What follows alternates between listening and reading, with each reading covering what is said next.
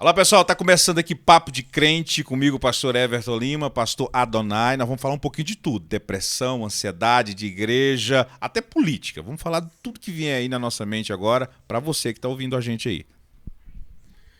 Será um prazer enorme comunicar com você que está assistindo a gente. Tem muito assunto bom aqui, muita coisa quente pra gente falar, para você aprender muito e poder interagir conosco.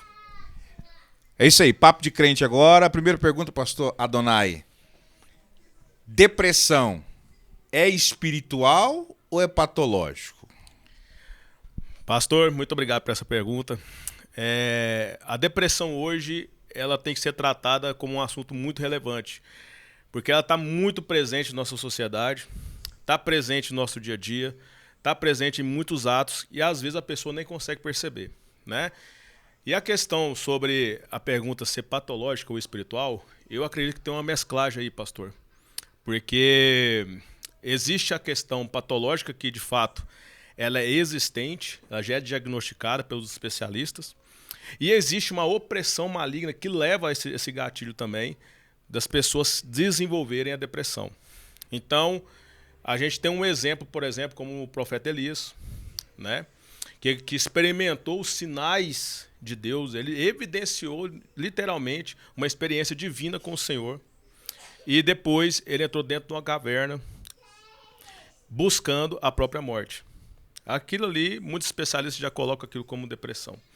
Então eu acredito que há uma mesclagem, a gente precisa estudar bem a mente para poder desenvolver melhor essa resposta, mas eu acredito que tem uma mesclagem junta da depressão patológica e espiritual. Maravilha. Você já experimentou entender hoje em dia? Porque assim, o crente coloca muito como espiritual. E hoje tem remédio que cuida, tem tratamento para isso, né? A igreja só acho que não evoluiu nesse patamar, porque a igreja hoje, muitas igrejas, nem todas, né, tratam muito como só espiritual. Então, essa mesclagem tem que ter. Tem o fator patológico e tem o fator opressor. Né? Essa é a visão. E pastor, pode ter depressão, pastor? Olha, o pastor é uma dos exercícios, se brincar, o mais suscetível a ter depressão. Porque É ele uma das profissões mais... profissões mais suscetíveis a ter depressão. Por que eu falo isso? Por exemplo, nós temos anos de ministério, o senhor também tem anos de ministério. E nós acompanhamos muitas guerras, lutas de pessoas. Nós temos aquele perfil de compadecer das pessoas, de ter aquela compaixão de se colocar no lugar das pessoas. Mas ninguém preocupa com o pastor. Poucas pessoas são resilientes com os pastores. Exatamente. E o pastor também, por outro lado, tem aquela dificuldade também de se abrir com as suas ovelhas. E às vezes se abrir com o seu próprio amigo também conta dificuldade em demonstrar suas fraquezas, porque parece que é uma fraqueza naquele momento ali que ele vai ser exposto, né? Então ele tem dificuldade até de buscar ajuda por conta dessa questão de patente pastoral. Então, quando eu falo isso, aí o pastor começa a se encher de cargas emocionais e ele não tem para onde, ele não consegue muitas vezes encontrar uma solução para isso. Aí ele começa a desenvolver a depressão patológica, aí começa a desencadear também o desânimo espiritual, certo? Então, respondendo a sua pergunta, o pastor, sim, pastor, ele pode ter depressão.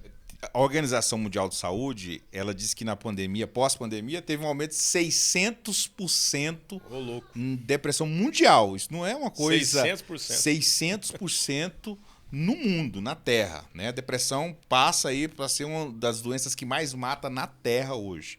Nós tivemos no Goiás, de 2019 a 2023 agora, 4 pastores que tiraram a sua vida. Pegaram a corda e se enfocaram.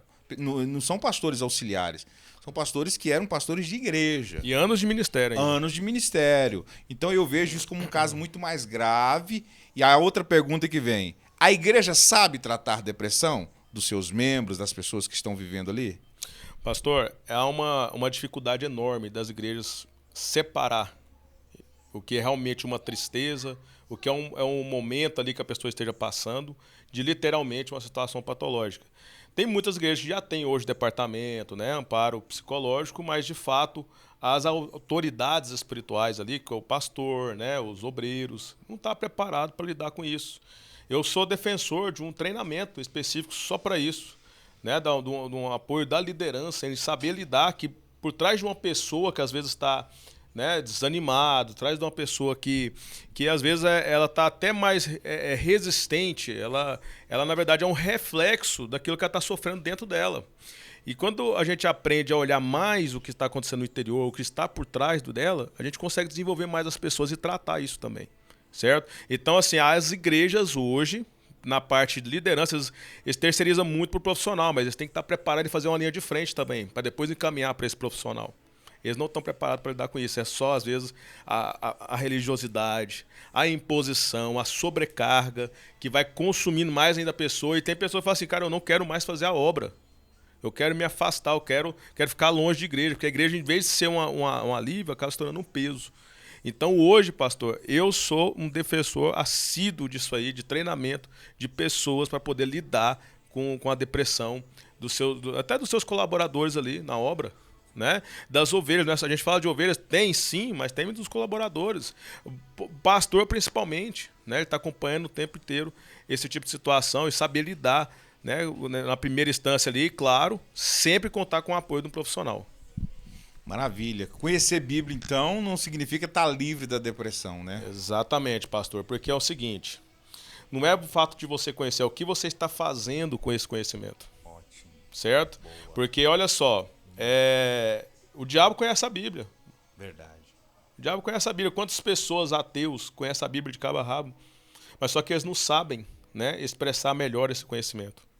Então, assim, eu acredito muito no poder de Deus na ajuda da depressão.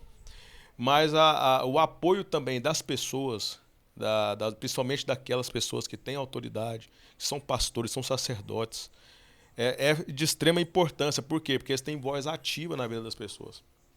Às vezes, num casamento, por exemplo, a gente observa isso. Verdade. Né? A mulher não escuta o marido não escuta a mulher, mas quando o pastor muitas vezes vai aconselhar esse casal, ele escuta o pastor. Por quê? Porque representa ali uma autoridade. E nós, como pastor, a gente tem que estar preparado para poder orientar muito melhor essas pessoas acerca da depressão. Verdade. Entendeu? Então, assim, a Bíblia ela é importante, mas você saber o que faz com o que vocês conhecem é mais importante ainda. Pastor, outra pergunta aqui. O senhor é um empreendedor hoje de sucesso, Deus tem abençoado a sua história. O senhor tem um testemunho muito forte, impactante sobre essa área. E a pergunta assim, eu vejo muitos pastores que pregam sobre prosperidade, mas não vivem essa prosperidade. Perfeito. Isso é uma realidade que nós precisamos aplicar também para os pastores, para a igreja. Né? O que se faz hoje? O pastor hoje ele tem que aprender um pouco também, prosperar, cuidar da sua família, porque a Bíblia fala que se eu não cuidar da minha casa, eu sou pior que o imundo que está lá fora. E eu fico vendo algumas pessoas sobre chamado, e essa pergunta que eu queria te fazer, que muita gente fala assim, ó, eu estou vindo para a obra, para ser pastor, porque nada deu certo na minha história. Eu abri empresa, fechou, e tudo que aconteceu deu errado, eu fui tentar fazer isso, deu errado. Esse cara, para mim, não tem chamado. Porque Deus não chama pessoas assim. Eu vejo assim. Eu vejo alguém que tem sucesso em tudo que faz e mesmo assim escolhe a obra para fazer. Escolhe as coisas de Deus. Certo? Então, prosperidade, na minha visão, é você ter a opção de fazer tudo, mas você optou a obra de Deus. Agora você perdeu tudo. As portas se fechou em todos os aspectos, porque tem muito essa convicção. Não sei se o senhor concorda comigo. Concordo. Nada deu certo aqui, então vou fazer meu ministério. Eu acho que Deus não pega resto, não pega sobra. Então, esse ministério próspero, com pessoas que acham que estão vindo porque fechou as portas, vai funcionar, o senhor acha, na visão empreendedora que o senhor tem? Pastor, quando nós vamos tratar o tema prosperidade, abre um leque, né, de informações para muita gente. E está surgindo um movimento agora, que é o movimento de defesa do evangelho, que pega ali pastores, né, de relevância na sua oratória, que se posiciona acerca contra a teologia da prosperidade, né? E é difícil, às vezes, você colocar um pastor e linkar ele a ser próspero. As pessoas parecem que têm a mente fechada para isso, né? Muita gente tem a mente fechada para isso. Se o pastor posta uma foto dentro de um carro bonito, Ah, porque ele está desviando recursos da igreja. Ah, porque ele provavelmente não está sendo um pastor de bom caráter. Ah, porque Jesus fez isso, porque Jesus não fez aquilo. E pega isso, certo? E absorve isso como se o pastor não pudesse prosperar. Isso também é levado para muitos irmãos da igreja. É como se as pessoas não tivessem autorização para prosperar. É como se o ímpio tivesse, mas a pessoa de Deus, o homem de Deus, não tem essa opção. Então, assim, eu acredito fielmente, pastor, que o ministério, para ter sucesso, ele precisa ter o cuidado financeiro também. Eu acredito que o diabo tomou muito de conta dessa visão, porque assim, Perfeito. tudo que se falava, quando a pessoa estava rica, ela fez um pacto com o diabo. Né? Isso aí deve ter feito um pacto com o diabo, por isso está prosperando. E nós que fazemos um pacto com o dono do ouro e da prata, que é o nosso Deus, perfeito, Jesus, ele não tem a possibilidade de nos abençoar? Inclusive, ele é dono do ouro e da prata, né? E tudo vem da terra, né? As riquezas. Tudo que nós temos. Eu acho que o crente dimensiona mais o diabo do que o próprio Deus, na minha opinião. Perfeito. Eu acho que o diabo tem mais poder na mente dos cristãos hoje, né, do que o próprio Deus. Porque eu vejo que eles têm muito medo da macumba. Gente que fizeram uma macumba pro meu casamento, estão destruindo meu casamento. Mas se o teu casamento não está na presença de Deus, como é que a macumba vai pegar? Perfeito, pastor. Você concorda comigo? Concordo plenamente, pastor. Eu acho uma loucura a pessoa rejeitar o poder de Deus. Na verdade, ela rejeita o poder de Deus. Sabe por que ela rejeita? Verdade. Porque ela toma posse de maldições que estão lá nos seus antepassados. Ah, meu pai foi um alcoólatra, eu também vou ser alcoólatra. Ah, porque meu pai separou também, corro o risco seríssimo de me separar. Né? A pessoa aceitou Jesus, converteu o evangelho, conheceu a palavra que liberta. Uma palavra de Deus já é capaz de libertar você de todos os males. Então ela passa a viver sob um jugo de que aquilo vai acontecer com ela. E ela cria uma sentença para ela que a qualquer momento vai ser cumprida. Então eu falo o seguinte, você está crendo o quê? Você está crendo mais no poder do mal ou no poder de Deus? Porque o poder do mal, se você crer nele, você vai viver ele. Por isso que eu falo que hoje criou-se o dom da miséria. O dom da miséria? O dom da miséria, pastor. É a coisa mais absurda que você vê dentro das igrejas. Verdade. A pessoa, tudo ela quer o mais barato. Tudo ela quer, sabe? É porque tem gente que acha que ser humilde é andar de chinelo, roupa velha, né? Aí vem a questão da humildade. Eu penso que o rei pode ser humilde, né? Exatamente. O rei pode ser humilde. E você não pode prosperar porque tá... Não, irmão, deixa eu te falar uma coisa. Aqueles pastores... Olha isso aqui, ó. Aqueles pastores que falam para você contra a teologia da prosperidade e tal, aquela coisa toda, vai nas casas deles. Verdade. Faz uma visita nas casas deles. Forte. Vê qual carro que eles estão andando. As roupas que eles vestem são as melhores. Helicóptero andando. Exatamente. Eles estão Passeio cuidando. na Europa, né? Passeio na Europa. Né? Eles não vão publicar isso nas redes sociais? Claro que não. Mas se você conhecer eles profundamente, como eu já conheci muitos pastores assim, você vai mudar a sua cabeça. Porque você está sim autorizado a prosperar. Eu acredito que Jesus, pastor, eu quero ter uma opinião sua agora também, Jesus também foi um homem próspero. Eu creio. Entendeu? Ele se fez pobre, ele era rico e se fez pobre. Ele diz que ele se fez pobre por opção. Sim. Mas olha só, a carpintaria naquela época... Dava dinheiro. Não era? Dava dinheiro. E não faltava nada para Jesus, né? Eu acredito que ele entendeu o propósito dele aqui e ele sabia. Eu acredito que Jesus quisesse ser o mais próspero quando ele veio aqui financeiramente, ele seria. Mas o propósito dele foi outro aqui, mas ele andava próspero, ele nunca teve falta, não tem nenhuma passagem que mostra ele passando dificuldade, passando necessidade, hora nenhuma. Pelo contrário, ele fazia era transformar a água no vinho na hora que o negócio acabava. Então ele tinha a graça, o poder da prosperidade, a bênção sobre a vida. Mas assim, todas as igrejas hoje, né, cada igreja que vai abrindo, eu tinha um colega que falava sobre isso, né, que tem muita igreja hoje em dia. Né? Ele até brincou comigo, falou, eu queria até ir na igreja, mas tem igreja demais. Eu ainda perguntei para ele, de que igreja que você é? Ele falou, não sou de nenhum. Eu falei, então nós temos que fazer uma igreja para você. Eu acho que a igreja é muito importante na vida do homem, mas é a igreja que vive a palavra. Eu vejo que tem Perfeito. muita igreja aberta hoje e com muita gente sem conhecimento bíblico para ministrar para as pessoas. Perfeito, pastor. Certo? Vivendo só de historinha, e a Bíblia fala que nos últimos tempos, né, o povo ia se impressionar mais com historinha, com fábula, do que com a própria palavra. E a palavra é que transforma, é que alicerça, é que abençoa. Você acha que falta muita Bíblia hoje? Porque hoje o que se destaca na mídia não é as palavras. Não é a Bíblia. Não, porque o pastor fulano prega uma palavra. Não, porque o pastor fulano falou mal de ciclano. Porque o pastor ciclano está brigando com fulano. E estão se esquecendo do que é o principal, certo? Aí o pastor pega o microfone com a mídia que ganha e vai criticar o outro irmão, vai zombar. E a palavra? Virou um ato de ofensa lá no altar. Né? Então, eu acho que o evangelho vem sendo destruído por esse tipo de mídia. A transformação é pela palavra e transformado pela palavra. O senhor concorda que muitas igrejas hoje perdeu esse foco, palavra? Sim. Pastor, hoje tomou conta das igrejas a teologia coach, né? Que você rejeita a palavra e prega mais uma questão motivacional. Não que seja errado pregar motivacional, gente.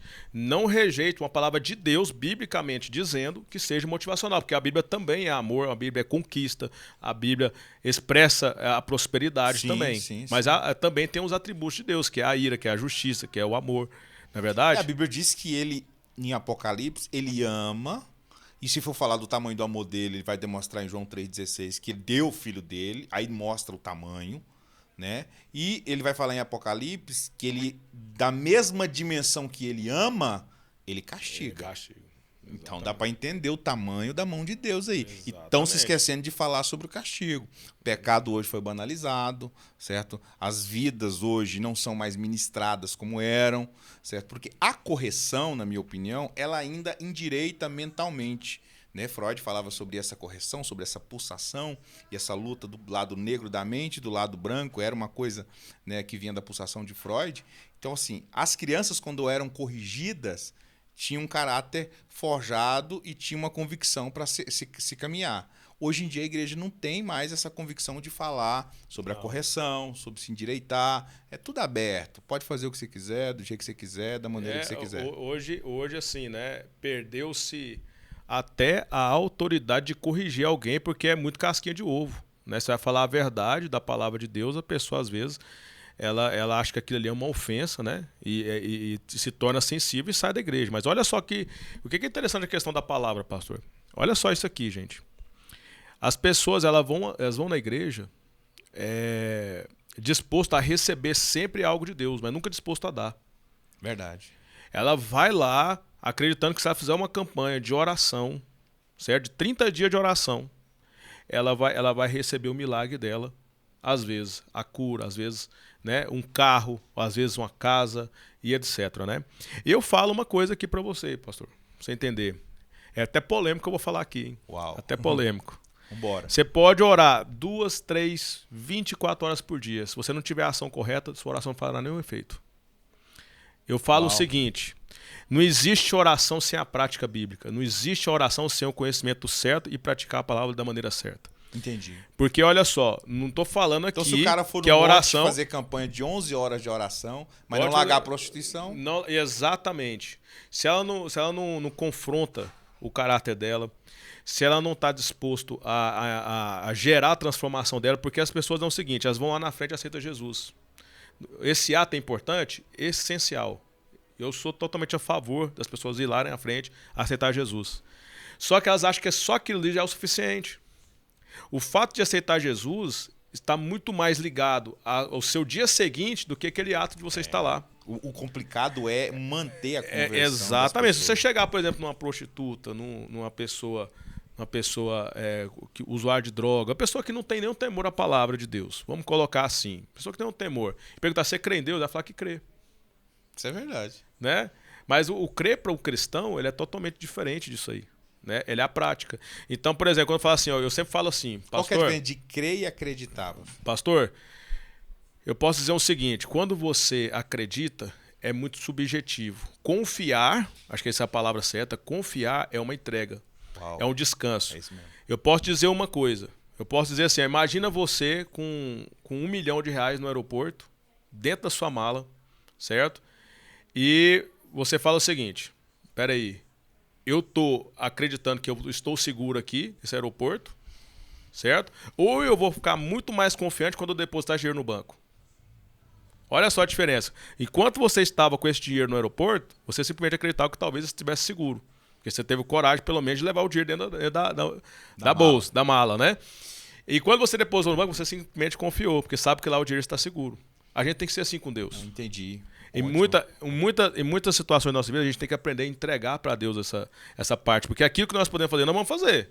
Mas aquilo que é a parte de Deus, nós não podemos palpitar. É Ele que vai fazer e ponto final. É a palavra, né? Os que confiam no Senhor renovarão as suas forças. Perfeito. Muito bom. Pessoal, só um pouquinho do que pode acontecer, papo de crente. Então vem coisa boa pra gente aí. Logo, logo a gente vai estar com um podcast em ação aí. Quero agradecer você que participou com a gente aqui. Muito obrigado, pastor Donai. Obrigado, pastor Everton. Foi um bate-papo bom. Tinha muita coisa ainda para nós falarmos, né? Mas nosso tempo é curto. Muito obrigado, você. Que Deus te abençoe em nome de Jesus. Valeu.